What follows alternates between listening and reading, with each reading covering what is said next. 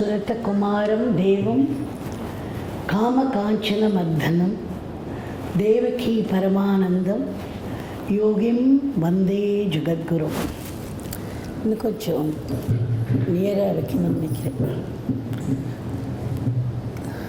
My throat is very bad because I've been talking for the past 1 week in different places. So I apologize. You can hear me now? Okay.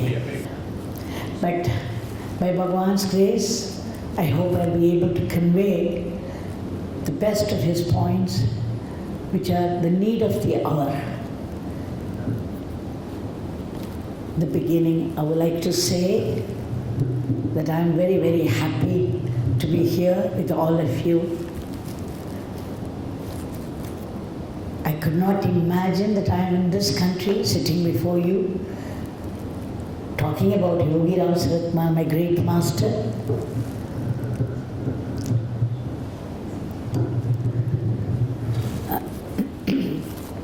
But then, whatever happens at any moment is destined by the divine will, and it is the best that can happen to us at that moment. So, this moment is really great, not only for the teachings I have to convey, but for us to be together, bonded in love. Because we all know this love in this Kali Yuga, this togetherness in God is religion.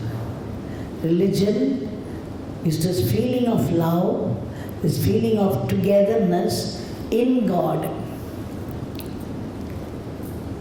If we keep that in mind, then we would understand the basic importance of life. You know, the country India is called Bharat. Bha means light.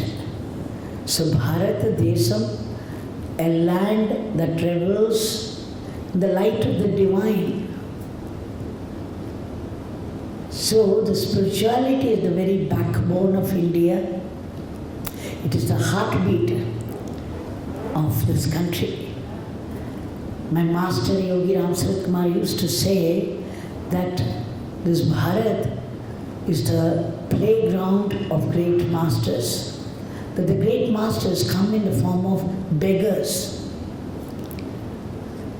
And it is they who are the custodians of the divine plan. And they play their leelas freely in the land, the holy land of Bharat. I often quote this to people. Swami Vivekananda, before he went abroad, he used to say India is holy. Then he says in one of his speeches, those countries, foreign countries, now I see that the very soil of India is holy, the very air is holy. This India is a holy tirtha, a pilgrimage center.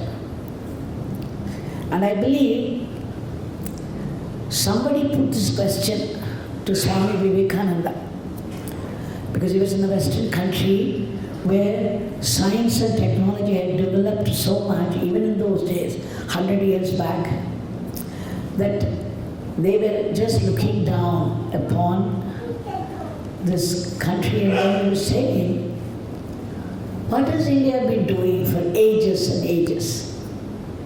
See how we have all developed. Then Vivekananda, pat came the reply from Vivekananda. What has India been doing for ages and ages? Except producing sages. You see, what a tremendous reply. And it is the truth. It takes on Vivekananda to give this kind of reply, but this is also the truth. So now, in this country, in India. There's a place called Tiruvannamalai in Dakshin Bharat, that is South India. And this place, from time immemorial, there have been sages and saints and sincere seekers of God from all religions. There is a mountain there. This mountain looks like any other mountain, a stone mountain. But the stone mountain is a murti of Lord Shiva. The mountain itself is considered as Lord Shiva, and the whole of Tiruvannamalai is the sanctum sanctorum of Lord Shiva. This Mount Kailash you would have heard of, but there it is only residence of Lord Shiva. Whereas in Tiruvannamalai, the mountain itself is Lord Shiva, and there is a Siddhaloka inside, which is not visible to ordinary eye, but sensitive beings, highly sensitized. Mahatmas, they've been having visions of it now and then, and it was first founded by Ramana Bhagwan himself. He chanced upon it. He was going around this murti of the mountain. He came upon an opening and then he peeped in. He found a golden world with streams and trees and birds and rishis in different states of meditation. And the energy was so high, he hastily withdrew and said, "Close this immediately," because the human being's energy would not match this and they would die. So you see, such is the glory. And according to the history, the mountain, the stone mountain of today, was once upon a time, in the Puranic times particularly, was a huge column of fire. It is not the physical fire that I am talking about. It was the Tejas of Lord Shiva. Shiva stood there, filling up the skies and the earth. They could not find the beginning or end of Lord Shiva. Lord Shiva can generally mean the auspicious God. So God has no beginning, no end, and He is in that supreme state of power. We call Him Chaitanya, and He lives right inside us. You just have to touch your heart, not the physical heart, the center of your being here. There is a small space which is called Chitta Akash. We have this physical Akash there. Chit means knowledge. Now we have a small Akash, tiny, tiny, tiny one, but it is Chit. It is, what do you call that? This consciousness, awareness. This awareness is filled with great power, and it is this power that created the whole cosmos in the first place and is running it with its infinite details. And in the infinite details, you see just around this cosmos so many big planets, galaxies, thousands of stars. And you see one thing, there is order, discipline, rhythm and beauty. Such is the supreme intelligence, the supreme consciousness, whom we call awareness. And that is right here in your heart. There's a heart called spiritual heart in all of us. And the spiritual heart, that Chaitanya, that power, the highest power is residing in you. You don't have to use your iPhone just to touch a number. If you want to make contact with somebody, here you don't have to do anything. You just call out to God. You are immediately in touch with that highest power. And your every breath is rooted in that. But for the presence of this Chaitanya, this God, inside, there will be no life in the body. Your very breath is rooted in it. It is this Chaitanya that created your body in the first place and put life in it. And it is this Chaitanya that is sustaining your breath. Now you're all alive, sitting here, listening to this talk. You are not even aware you are breathing. Are you breathing? You tell me. You are not breathing. It is the divine inside sustaining the breath. You see what rhythm it has, and it's going on unknown to you. It's only when you bring your attention to it, you know that you are breathing at all.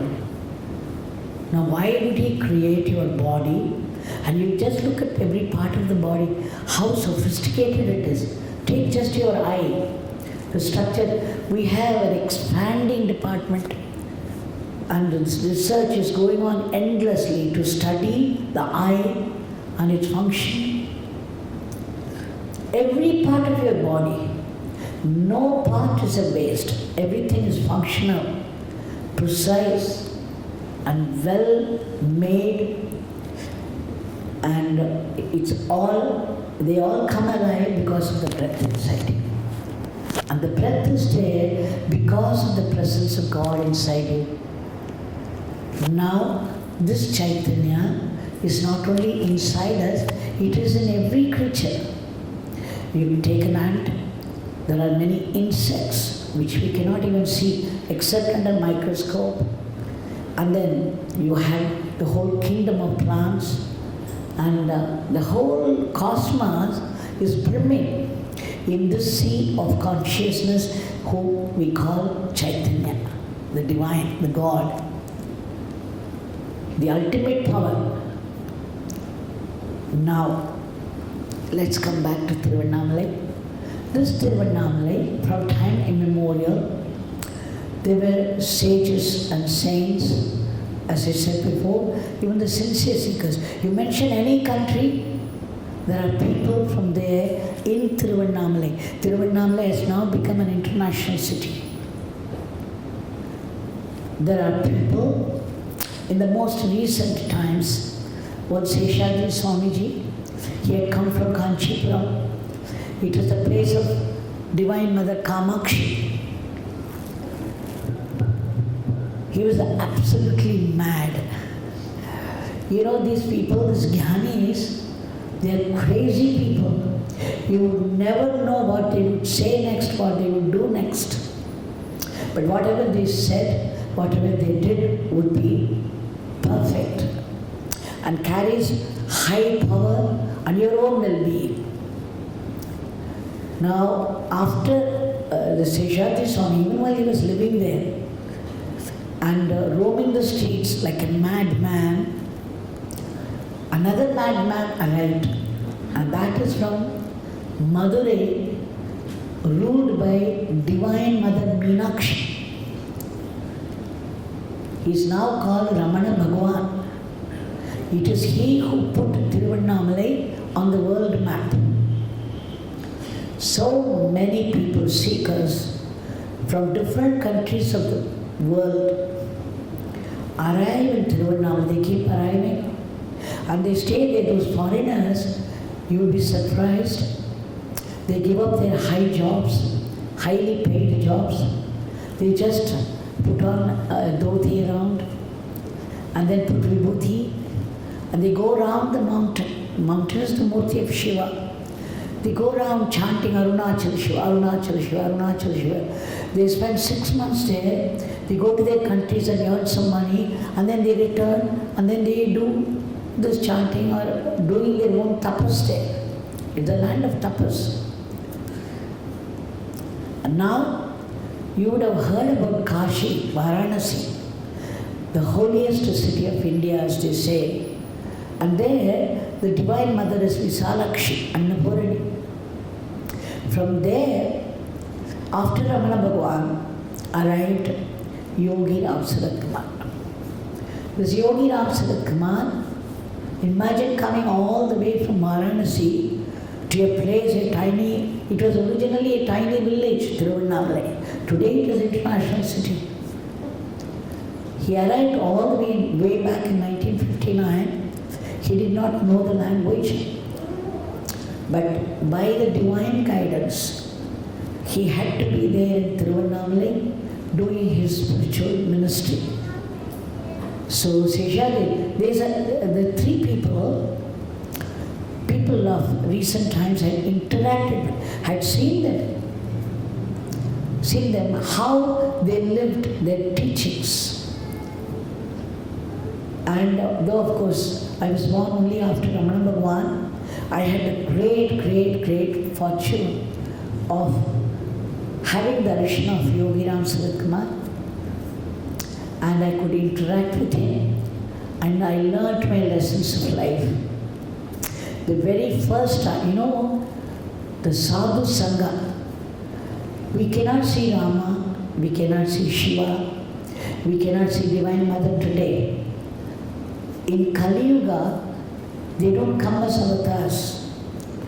Instead, the messengers of God they are called, but they are gods themselves because they have realized the ultimate truth of life and are established in that. And these jnanis, meaning the knowers of God. These jnanis are our pratyaksha deva.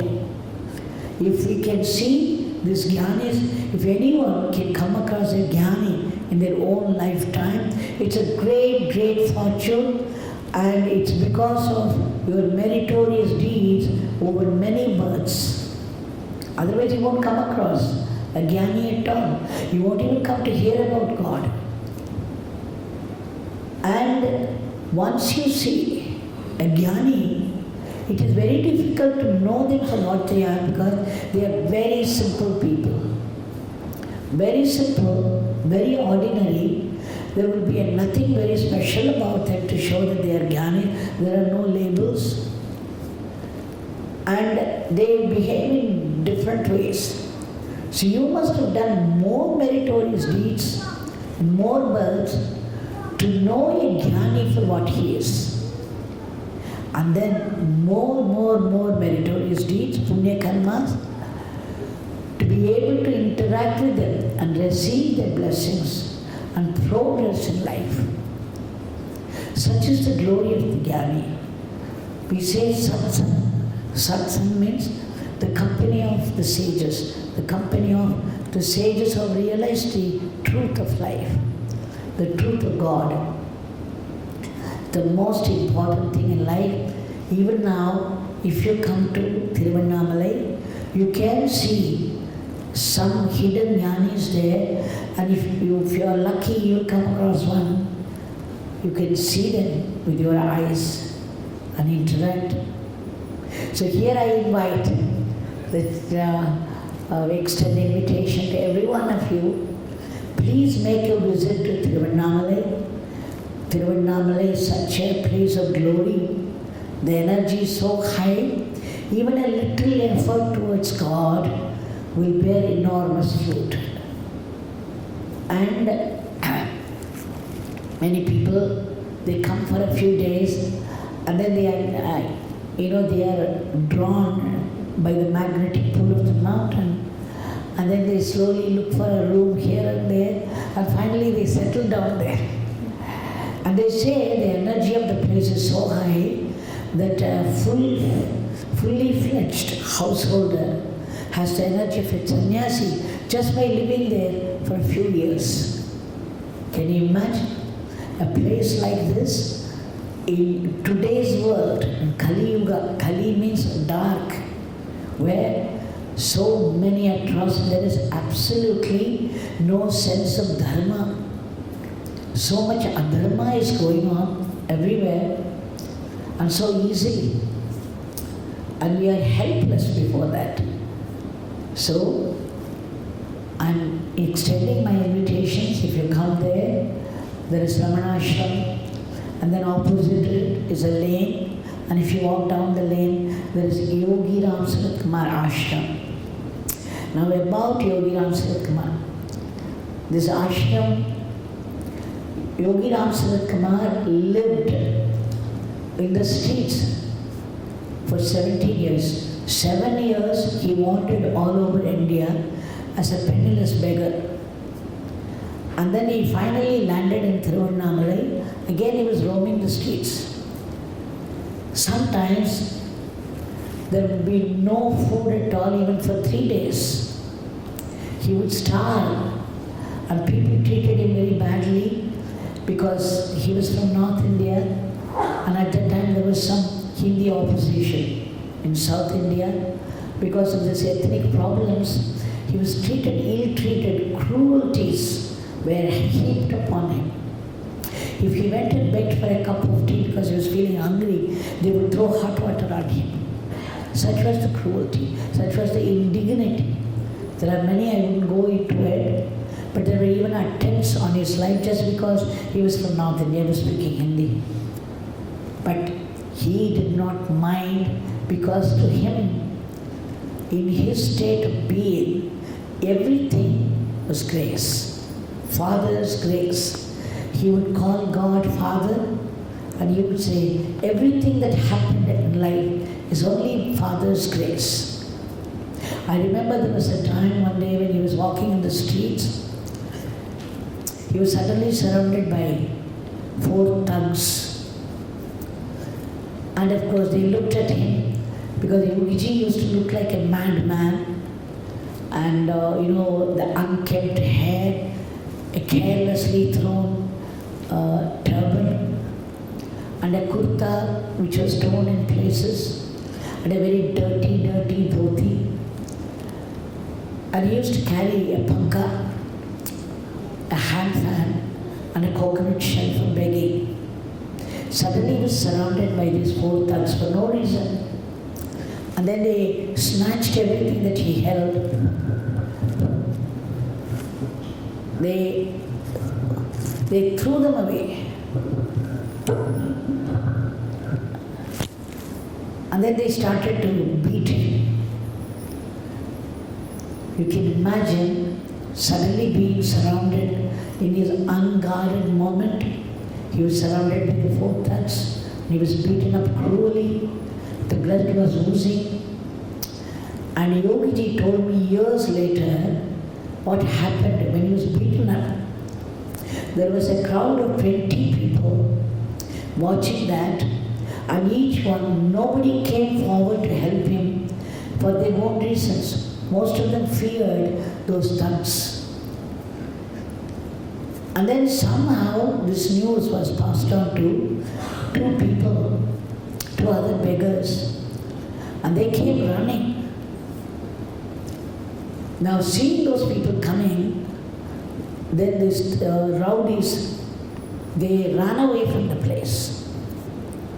Imagine Yogi Ramsuratkumar, blood oozing all over, torn clothes, totally exhausted, and these 2 men are coming, and one of them says, Swami, how dare they do this to you? Please allow me. I will go beat them up nicely so that they will never touch you again. You know what Yogi Ramsuratkumar said? They have come for this work, they have done their work. We have come for Father's work. Let us do Father's work.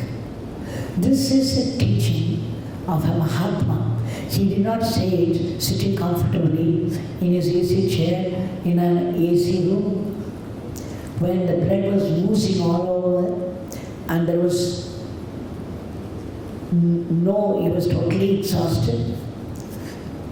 And when 20 people were, Yogiji said some of them had come to him and taken blessings, and yet they did not come forward. He said, when he described it, they came. You see, that is the world. People will not come, they will watch at a distance. They may not come to your help. Don't trust anybody in this world. Anyway, the teaching that we have to, this is a Mahatma, the way how they look upon everything. The teaching that we have to take is, each one has come into this world to play their role, and they do play their roles according to their destiny. And what is destiny? Whatever karmas you have done, good and bad, in your last birth, and some of those karmas from other births as well, this birth is planned accordingly. And I often say in my satsangs, everybody's life is a finished movie running on the screen. Can you stop the hero from delivering a certain dialogue because you don't like it? You cannot do a thing. It's a movie already running on the screen. But if you do want to change anything about it, you can tell the director. He may change it or may not. So what I mean is, from moment to moment to moment, everything about our life is being run by the one divine, and that is according to our karmic account. And so, what can you do about it then? We have bad karmas and good karmas, and there is joy and sorrow, the alternate in life. Suppose I am trapped into some abject, miserable happening.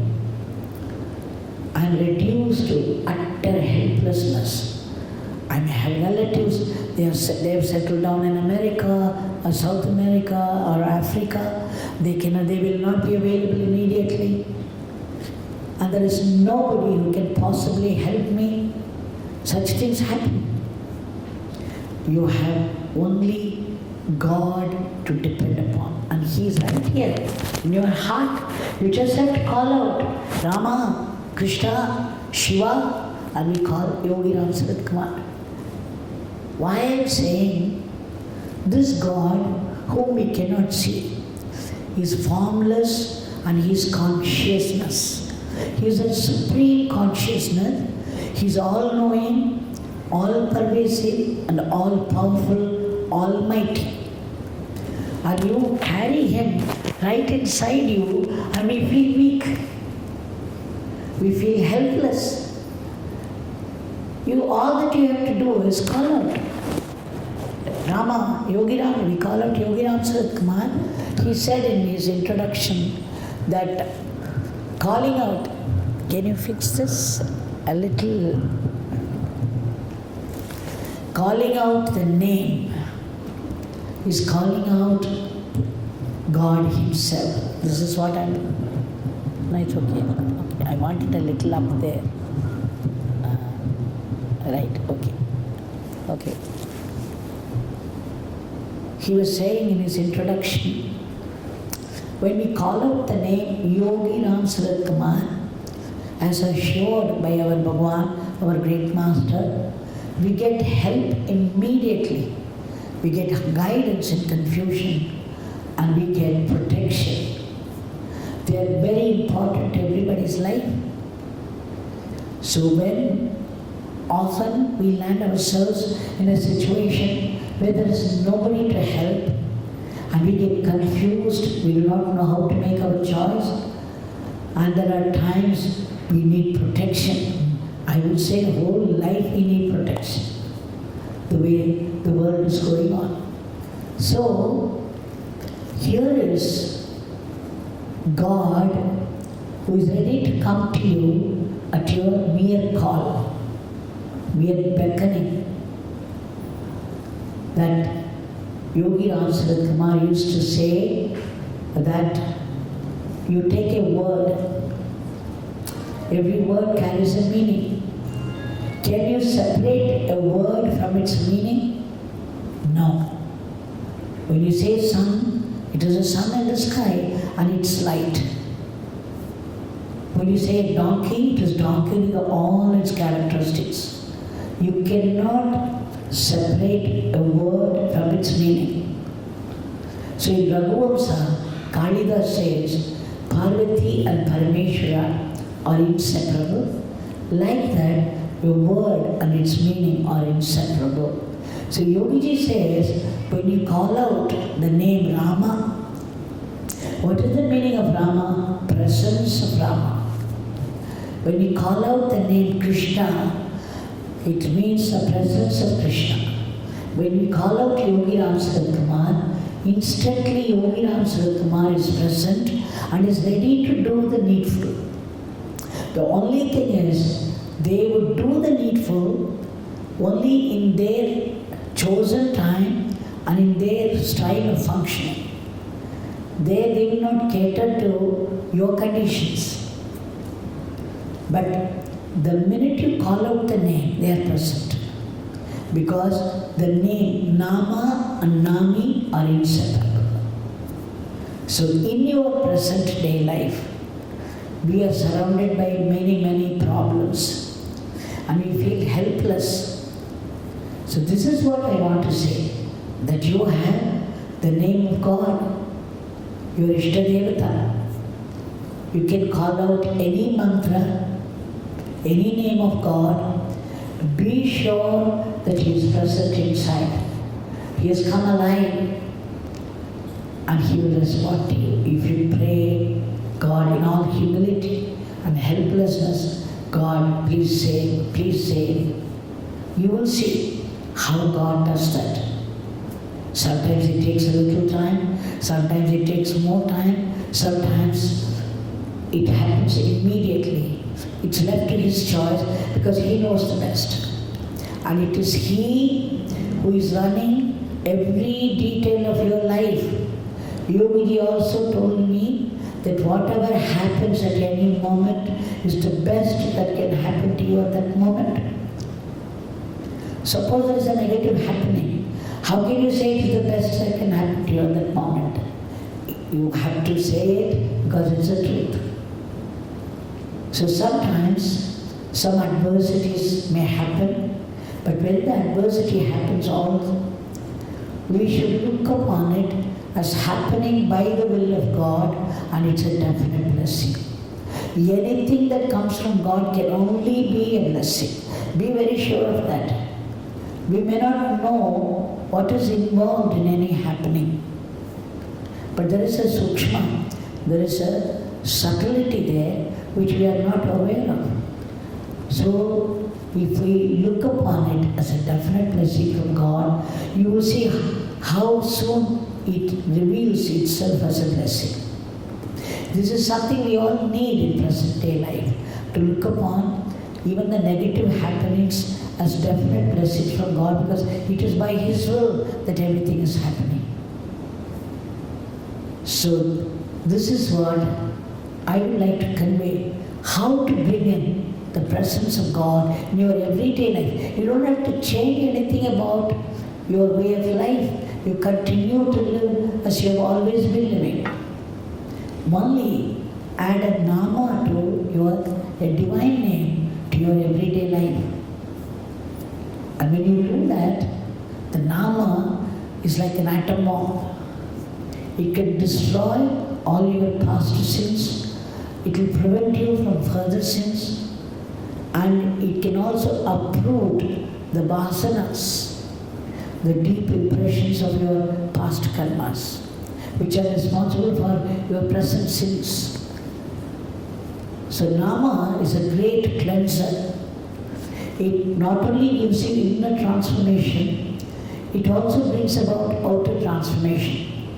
For example, you are working in a company, and in the company there is a negative atmosphere. People are not looking upon you favorably, and there's a constant struggle.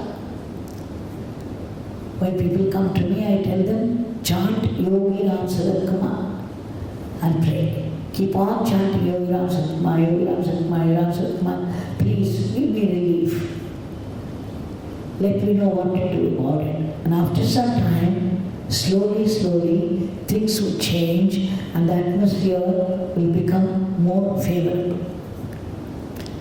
When you go to a new country and it's a new language and you do not know where you have come from and you have to find your place, then you just say, Yogi Ramsuratkumar, Yogi Ramsuratkumar, I do not know how to get back to my room. It's a new place, new language. Somebody who speaks your language will come to you and take you to your place. I'm talking about the truth from experience. experiences of hundreds of devotees.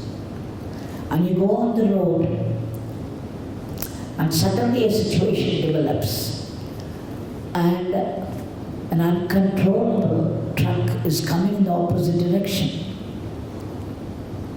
And suddenly, you know that in a fraction of a second, you will be under the truck, maybe a pulp. Nobody can help you. You scream Yogi Ramsuratkumar and then magic takes place. Please believe me, I'm talking from experience. As though two giant hands would hold the uncontrollable truck, or your vehicle may go to pieces, but you escape unhurt. Don't we all need this kind of help in our everyday life? When you get down from the house, where is the guarantee that you will be safe or your children will be safe? We all need the protection of God. And the protection of God is assured by our chanting the divine name. You can chant Rama, Rama, Om Shri Ram, Jai Ram, Jai Jai Ram. You can chant Arunachala Shiva, Om Namah Shivaya. You can chant any divine name. And then the divine presence happens immediately and He will be your protector. So please understand the importance of living with the name in your daily life. If you want to bring in the presence of God, then you need to chant His name. I often say the housewives, when you cook the food, you can keep chanting the name of God. And I'm doing this cooking for the sake of Bhagwan. You will see a layer of sattvic energy falling upon the food. You may not be able to see because you are not sensitive, but surely there will be something of God in the food. And those who eat it will become more sattvic. And whatever work you do at home, if you think that your home belongs to your Ishtadevata, Bhagwan, and then the work that you do is His seva, the whole day's household drudgery becomes a puja to your master or to your Ishtadevata. What an easy way of doing tapas. Can you go to a forest and sit in meditation? No. You have children, a husband, and so many people at home. You have so many problems. You have to live through every day. So what do? Just keep chanting the name of any divinity. And that will add the divine element in your everyday life, which will give you help, guidance and protection. Thousands of people come and tell me how they benefit by this name Yogi Ramsuratkumar, and from their experiences I am narrating all this. Whatever I narrate here is only from experience. Yogi Ramsuratkumar was very unpredictable. He was a madman. You know how he would describe himself? He would say this beggar is very bad, very mad, very lazy, very crazy. We call him Bhagwan, but he called himself a dirty beggar, a dirty sinner, he would say. Because all those people who would go to him, do namaskar to him, would be throwing their sins at his feet. And in turn, he would be giving his blessings to us. So he would sometimes refer to himself as a dirty sinner. Whatever it is, they have come to this world only for the sake of the welfare of the humanity. So we must make the best of it. And how do we do it? By chanting the name. That's why I'm saying tapas is very, very simple. You know, Yogi Ji said when he was initiated by Papa Ramdas into Ramana, Om Shri Ram, Jai Ram, Jai Jai Ram, he went to a nearby hill. He found something like a cave, sat there, Papa Ramdas also gave an instruction, chant this mantra all the 24 hours of the day, which went into him like a dagger. So Yogiji said, my master not only gave Nama, he also gave Ramabhana. So Ramanama and Ramabhana, he started to chant. He chanted Om Shri Ram Jai Ram Jai Jai Ram only 7 days. On the 8th day, he said, my master has killed this beggar. This beggar was dead at his lotus feet. So what does it mean? His ego died a complete death. So when the ego dies, what remains is only the divine. The Chaitanya within us. When our ego dies, only the Chaitanya remains. Then you become a mahatma, a great soul. So you get the power of God and you can bless the whole humanity, uplifted to a higher level of consciousness. So this is what a guru does. When a guru is a jnani, that he is one with God, he is in constant communion with God, and he is available to you. You can see him in flesh and blood. You can interact with him. I will tell you what happened when I met my master. You see, I was in a college teaching physics. I was a professor and I loved my subject very much. I loved my teaching. I loved my students very much. I thought I had everything in life. I had only one ambition left, that I wanted to work in one of the best laboratories of the world. And so I was making efforts to get admitted into PhD somewhere. It was at that moment I came to Ramana Ashram because I was reading a lot of Ramana literature. I was drawn by his personality and teachings, so I rushed to Tiruvannamalai. And when it was in the evening, 7:30 or so, in those days, it was the late 80s. And there was no light at all. Maybe sometime one dim bulb would be burning, but that day even that was out. So it was dark everywhere.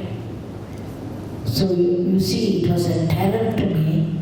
I had come seeking knowledge from Ramana Bhagwan, and all I could be confronted with was this darkness. I ran inside to the meditation hall, and then there was a dim lamp, a mud lamp was burning, throwing a little light on a photograph. I stood before him and cried my heart out. I have come here seeking divinity, knowledge, but even here there is only darkness for me. You are the son of knowledge. Will there be no light at all in my life? And I burst out crying. And then I saw the blue eyes in the photograph of Ramana Bhagwan glowing with such compassion and grace. I was astounded.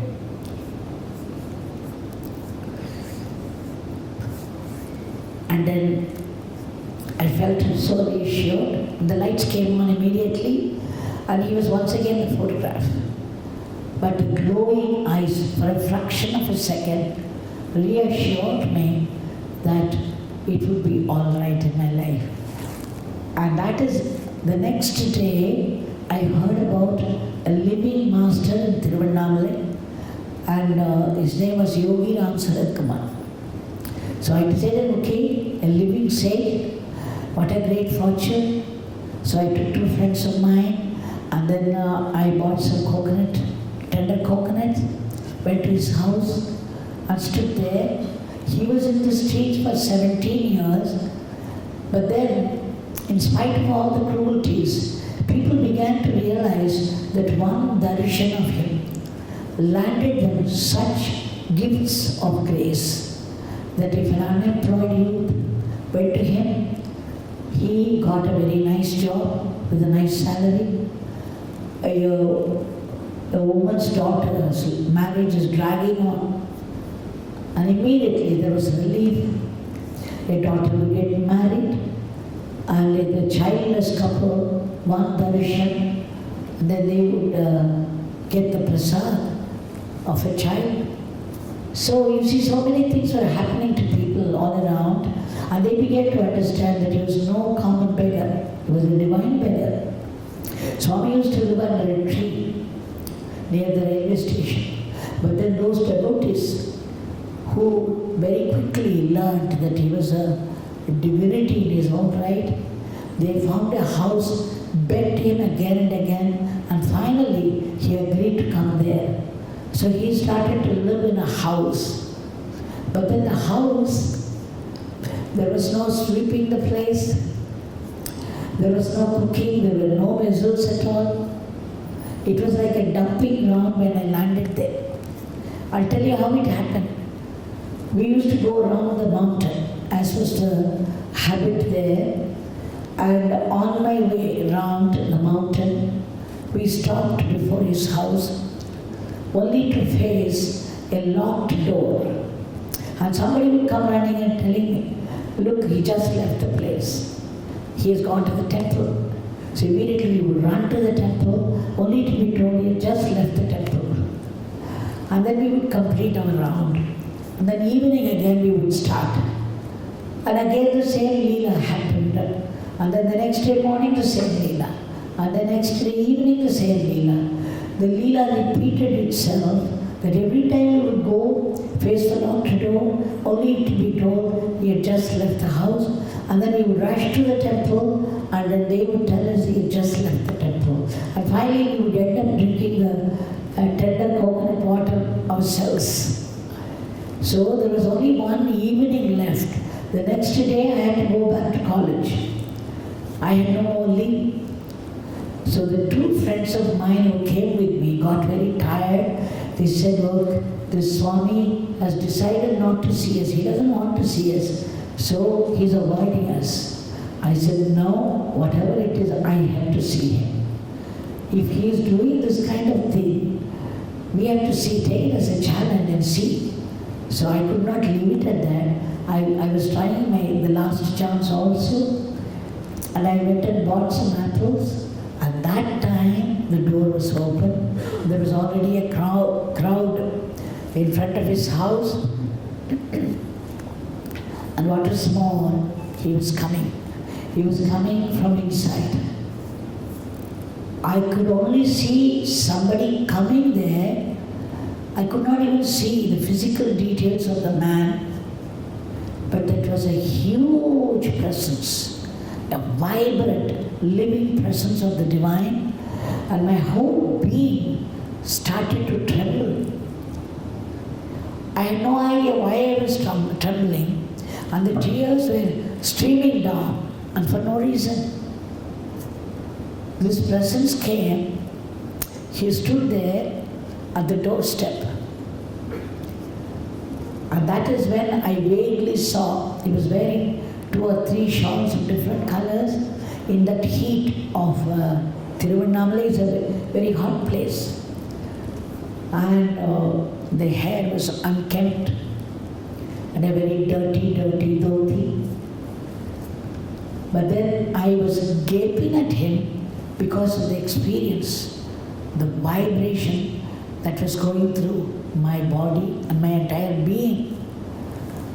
And then very quickly he was dismissing those people, say, Ram Ram. And then he would pat them on the back and then dismiss them. He would say, my father blesses you, you can go. So he was dismissed.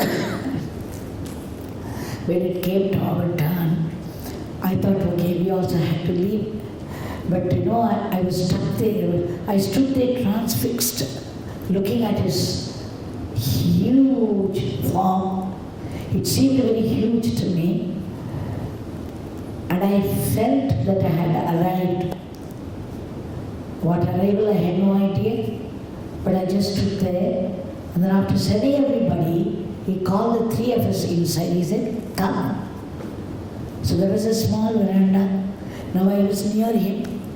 And then I dropped all my apples, because I was trembling even more now. because of its nearness.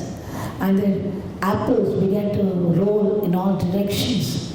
He shouted, "Pick them up." Then with trembling hands I picked them up somehow. He opened a wooden door and took us right inside. And that is when I saw how the place of a jnani could be. It was like a dumping ground.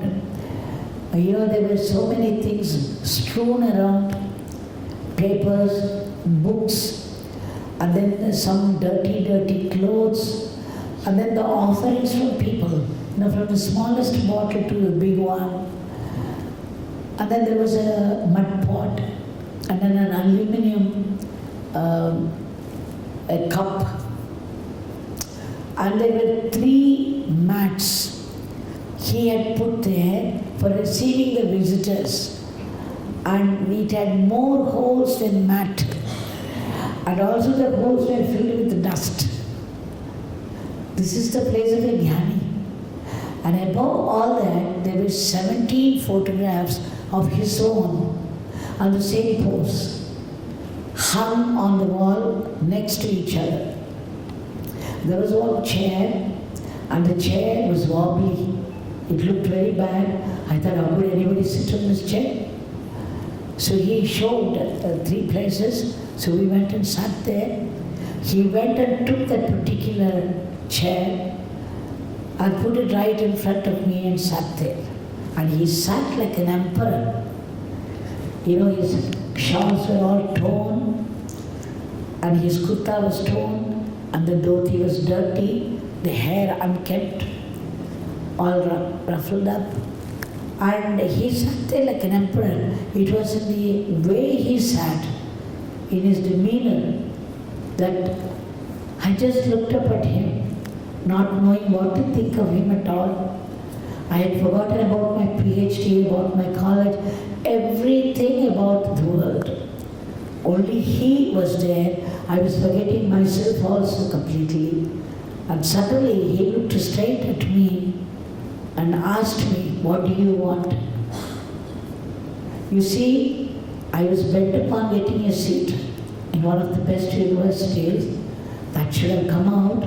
Instead, in the presence of a great jnani, the words came spontaneously. I said, "I want to see God." He said, "God? Oh God." And then he put his hand on his head. He said, "Oh God, she wants to see God. Oh God." And then he would slap his thighs several times and go into peals of laughter. Again, he would call somebody nearby. "Do you know Ganesha?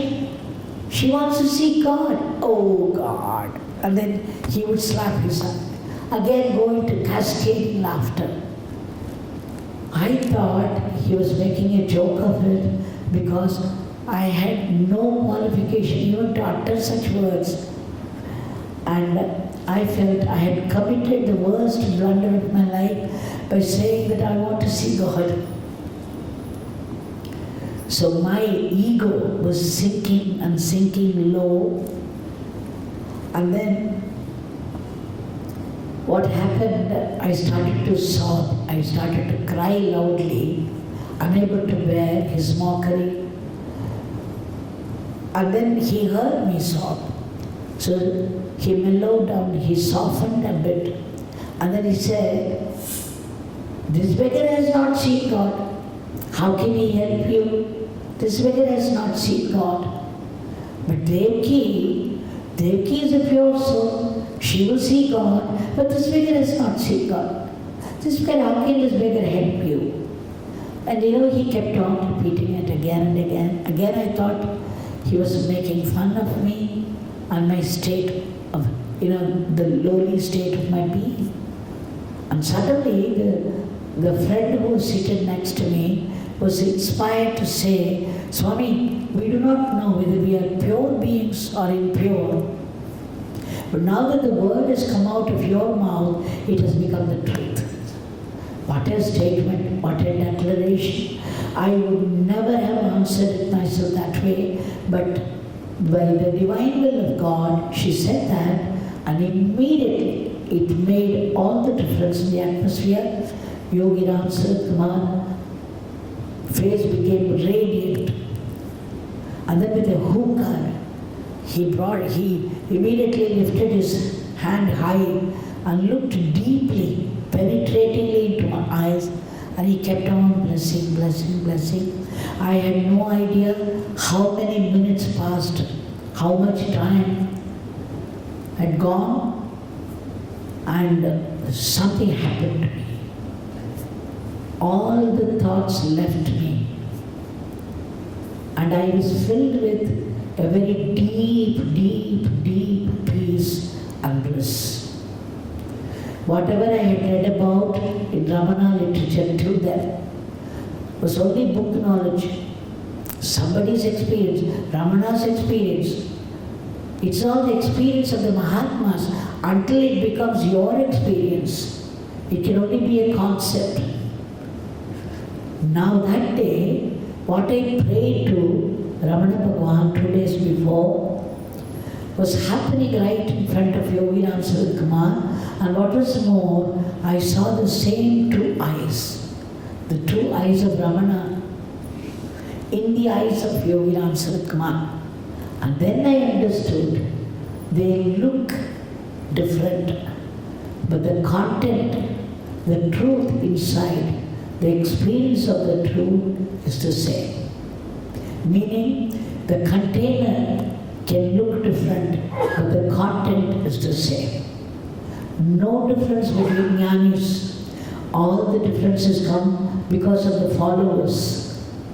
They attribute differences. It's my master, your master, and then his leelas, your leelas, and even the ego clash. But among the jnanis, it is one truth, one being. So, you see, after that kind of experience, it lasted for nearly a week, I think, maybe 10 days. I went back to college, but I was dazed. It was a kind of euphoria. The next day morning, when I stood there opposite to Ramanashram to catch my bus to Salem, it was early morning darkness, and there was a dilapidated Dakshinamurti temple. And suddenly a dark man came out of it with hair all ruffled. He came running with only a loincloth. He was coming, charged like. He came straight towards me, and I thought he was going to molest me or something, he was going to hit me. But there was no reaction at all from me because I was still in the euphoria. Everything registered only as a detail, and there was no reaction from me. Because Swami had put me in that state. And that man, the two friends of mine who were standing, they were frightened and they ran into the tea stall, hid themselves. But I was there, rooted to the spot, and was watching the detail. It was a real detail to me. I'm telling you my experience. Why? Because such things happen in the presence of a true jnani. Just like that, they can give you the experience in a platter, if you are tuned to them. And then, the man stopped some 4 to 5 feet away. He went round me. He did pradakshina to me and ran back into the temple. It was a very mystic experience for me. And I felt that it was Tiruvannamalai putting a noose around me. And as it so happened later, I had to settle down in Tiruvannamalai for life. So such mystic experiences happen in Tiruvannamalai to people. There are many, many great souls.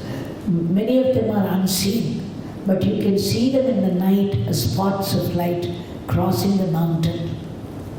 In fact, when I was describing these great masters, invisible, but seen only as spots of light, and I was telling some devotees that one spot of light came down very near us and disappeared. Some great soul heard it and gave darshan and went away. These things happen, mystic experiences. Such is the place, Tiruvannamalai. We have Seshadri Ashram there and Ramana Ashram there. Seshadri, Swami was very mad, as he said, very unpredictable. But he was given to pujas and of the temple worship, slokas, and of course meditation. Ramana Bhagwan was given to Atma Vichara, a very beautiful path, but you need purity and concentration for this. That is, when the divine is running every detail of your life, everybody's life, every creature's life, even an ant's life, a worm's life, even the life of a stone is being run by the divine. What is your role? Whatever is meant to happen is going to happen. Then what are you doing? Where are you in it? Then the question comes, who am I? What am I? What is my role? Who am I? If the divine is running my life, and everything is going to happen as per his will, where is the question of free will? We talk about free will all the time. So the question is free will and destiny, which is the truth. The key is finding out who you are. So Ramana Bhagwan says, find out who you are. Who am I? To find out the real I in you, you have to get rid of thoughts. You just have to sit in one place and see how the thoughts race through you. It's only when you try to meditate, all kinds of thoughts will come to you. Right? So how can you be rid of thoughts? And that is the sadhana, to get rid of the thoughts. So he says, find out when any thought comes to you, find out to whom these thoughts come. Then you will say, your mind will say, to me. Oh, to me. Then who is this me? Who am I? Again another thought would shoot up. And then you, instead of getting carried away by the thought, you say, to whom does this thought come? To me. Oh, who is this me? Who am I? So every time a thought comes, you direct it to you, and slowly, slowly the mind learns that you are not getting carried away by the thoughts, you are coming back to the I. So when the mind begins to stay put at the I, then the true I behind this ego I will begin to reveal itself. So this is Atma Vichara, but it needs not only concentration, a lot of purity. Yogi Ramsuratkumar's main teaching is very simple. Everybody can follow, and that is practicing the presence of God by chanting the name. Anybody, even a child can chant the name, an old lady can chant the name. You can chant the name even while buying vegetables in the market. And when you chant the divine name, you get directly connected to the divine. No matter how many thoughts attack you, you can still utter the name. You can chant the name even while sitting in the toilet. There are no rules or regulations like you have a puja or a yajna. This Nama chanting is absolutely free and accessible to all. And by chanting the name, you are invoking the presence of God. And then God is truly present even though you cannot see Him. You cannot feel His presence because you have no sensitivity. Why do you have no sensitivity? Because your mind is clouded by worldly desires. Your mind is occupied by the problems of life. You are busy with your life. You are so busy with your life that you cannot think of God, except when you have to suffer some negative happening. when you are reduced to utter helplessness and you are trapped in some miserable happening. So, Yogi Ramsuratkumar says that God has given you this body. He has put life in it. He is sustaining your death. So, remember Him. Why would He do it? Why would He give you a body and a life pertaining to this body? Why would He sustain your life? To remember Him. It is not to indulge in the pleasures of the world. It is only to remember Him and go back to that state of godliness. So this is the purpose of life. The purpose of life is to return to God, to remember God. He said, remembering God, remembering the name of God is remembering God Himself, and remembering God is living in God. So even as you live in the house with all your children, with all your problems, you can still remember the name. By remembering the name, you are living in God. So even as you pursue the same life as you have always been doing, you can still live in God even in this Kali Yuga. Despite all the temptations, despite all those negative happenings around, you can still live in God by remembering the name of God. When you remember the name of God, the presence of God is invoked. Because Nama or Nami एक ही है, अलग अलग नहीं. They are one and the same. The minute you call out Nama, Nami is instantly present. You have to believe it. You don't have the sensitivity to feel the presence, but believe somebody who has experienced it. There are many countries in the world you have not visited. Then when you have to visit, you ask people how to get there, how easily, comfortably can I get there, and then you take the guidance. When you get into a taxi, you trust the taxi driver to take you to the destination. When you board a plane, you trust the pilot. When you go to a shop, you buy something and the shop wala, he will do his salesman talk and you believe all that and you buy the stuff. Why wouldn't you believe what a great jnani who has experienced God, who is living in God, who is a visible form to you and who lives His teachings? He says, you call out the name of God, God is instantly present. And He looks into your mind, He knows your thoughts, He knows your prayers, He knows your struggles, and He knows what you need. So He will do the needful in His own time, in His own style of functioning. You just have to wait. Any problem in life, practical problems, this is what I generally suggest, and it has been happening very successfully to all the devotees. Take up one prayer at a time. Something that you need very badly in life, and immediately take up that one prayer, and for the sake of that prayer, you keep chanting. You can experiment with the name Yogi Ramsuratkumar if you like. You will see how this name brings response very quickly. It's a challenge.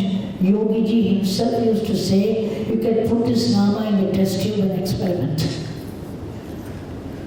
When you are trapped in a terrible situation, there is no way out of it for any relief. Just call out Yogi Ramsuratkumar and see.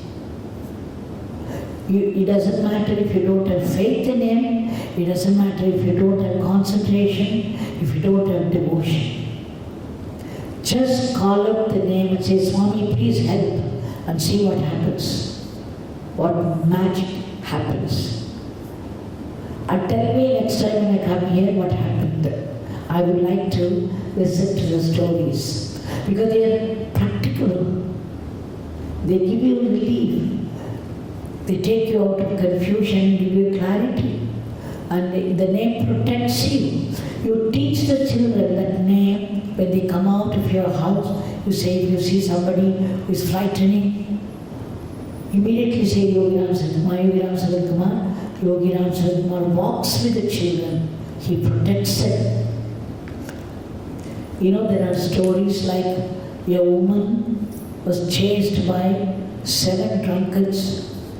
She was returning because of this IT, people return very late. So it was 9:30 or 10 o'clock, she returned. The bus dropped her at the end of the lane. And when she walked, because every day, so she was not afraid. It was everyday experience for her. She was just walking along towards her house. And every door was already closed. It was well past 9:30 or 10 o'clock. She was walking, humming something.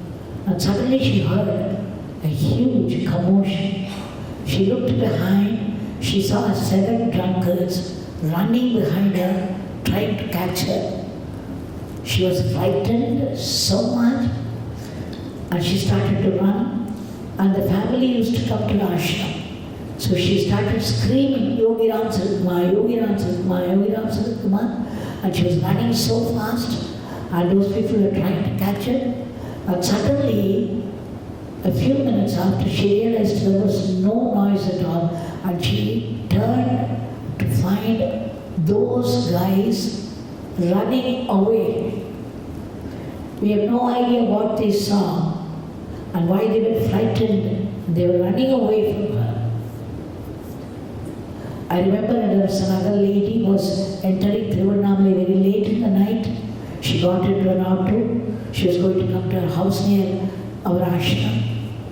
Suddenly this auto man had designs on her and he was taking her elsewhere to a lonely spot. And she realized she was in great danger. And she was a Ramana Bhakta, she was also a Yogi Ramsuratkumar Bhakta. That she knew, she started Yogi Ramsuratkumar, Yogi Ramsuratkumar, please help, please save me. And suddenly this man was going in that lonely state and there were only trees, dense trees on either side. He screamed and then he turned his auto, he came out of the street and then he came on the main road and he dropped her at her house and his hands were trembling. Now she asked him, Appa, what happened? You were taking me elsewhere. He said, Amma, I had a very bad design on you. I was going with a wicked thought. But right in the middle of the road, I saw an old man with a stick in his hand, an iron rod in his hand, and his eyes were fire. And he was waving the rod in front of me, and I had fear for my life. And that's why I screamed and I turned. This is the kind of protection you get just at calling out the name. You can try, you can experiment and see for yourself, especially the ladies. Please, you don't have to believe me, but you can experiment and see for yourself, because we need protection in this life. The next house is not safe. The opposite house, your own relatives may not be available at the time you need them. You need the help of the divine. And in utmost confusion, you fall into depression. You need clarity. Just call out and see. And you would feel guided. Otherwise you would be misguided. So these are the things that I would like to pass on. Yogiji says, the body is given to you, the life is put in the body. See, but for the presence of the breath, the eyes would be there, they cannot see. The ears cannot hear, you cannot move 1 millimeter. And what is more, your own dear and near ones would be in a hurry to dispose you of, because your body will disintegrate. Now, when there is life in the body, it means God is present inside us. Unless God is present inside, there will be no life in the body. And so He is right here, available to you, just by calling out the name.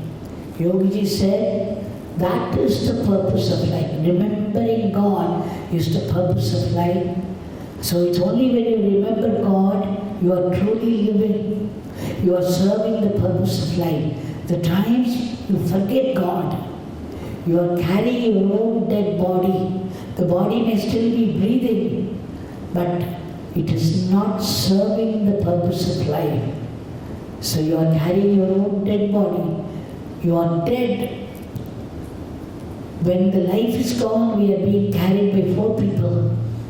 But when the life is still on, we forget God, we are carrying our own dead body, which is breathing, of course.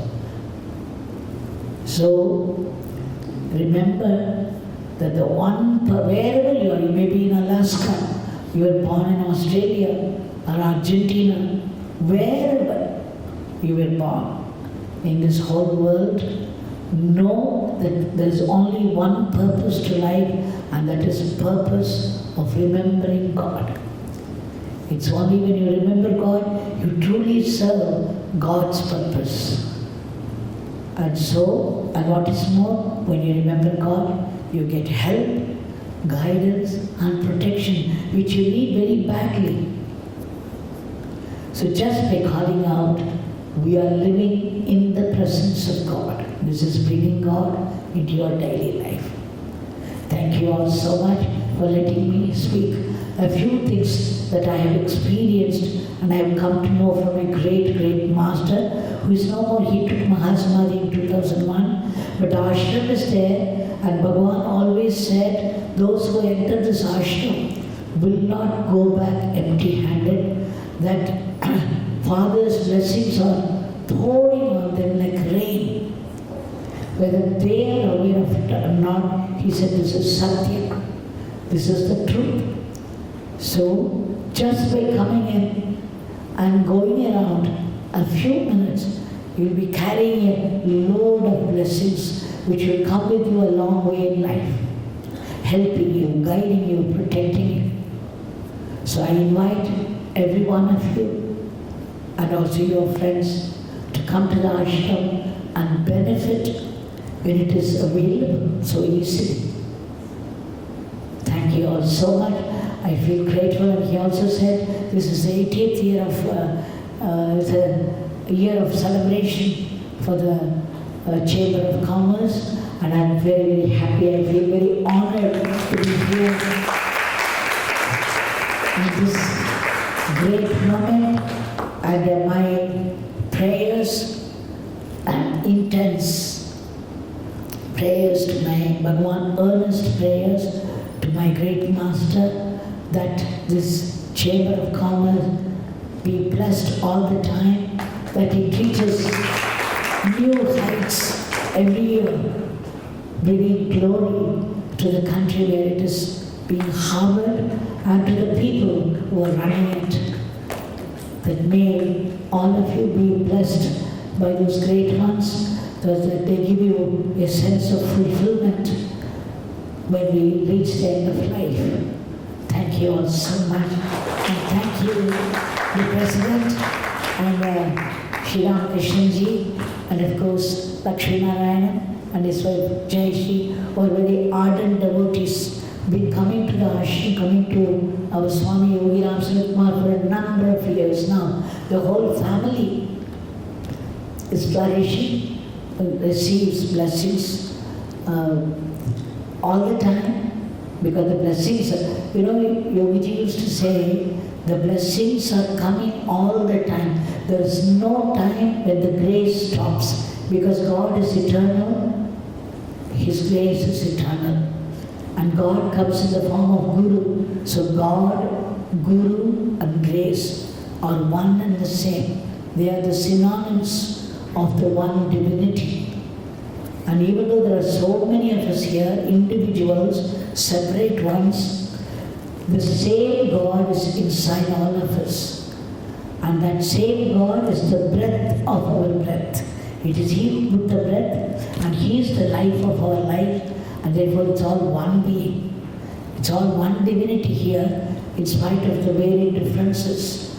So let us realize the harmony, the unity behind the diversity of the cosmos and remember God serving the purpose of life. Thank you, Yogi Ramsuratkumar.